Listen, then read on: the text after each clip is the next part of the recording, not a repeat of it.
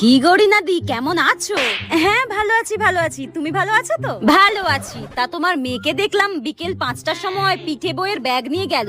কই এখনো তো বাড়ি ঢুকতে দেখলাম না। আসলে ও সায়েন্স নিয়ে পড়ছে তো, ওই জন্য ওর পড়ার কোচিং থেকে আসতে একটু লেটই হয়।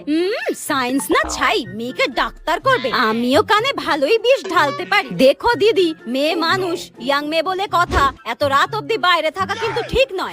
মায়ের থেকে মাসির দরদ বেশি। আমার মেয়ে তো সন্ধ্যে 6টার মধ্যেই বাড়ি ঢুকে যায়, নইলে তো জানে পিঠে পড়বে। ওই আমার বর ফোন করছে। হ্যালো, আমি একটু রিনাদির বাড়িতে এসেছি একটু গল্প করতে। মেয়ে ফোন করে বললো রাত 12টা বাজবে বাড়ি ফিরতে। রাখো, আমি বাড়ি গিয়ে কথা বলছি। ওই মেয়ে বাড়ি চলে এসেছে, রাতের খাবার বাড়ার জন্য ফোন করেছে। আমি যাই, হ্যাঁ? একটু না নিজের চরকায় তেল দেওয়ার চেষ্টা করো। পাড়ার অন্য মেয়েরা কি করে বেড়াচ্ছে সিসিটিভি ক্যামেরার মতো না তাকিয়ে। আস্তে করে কেটে পড়ি বাবা।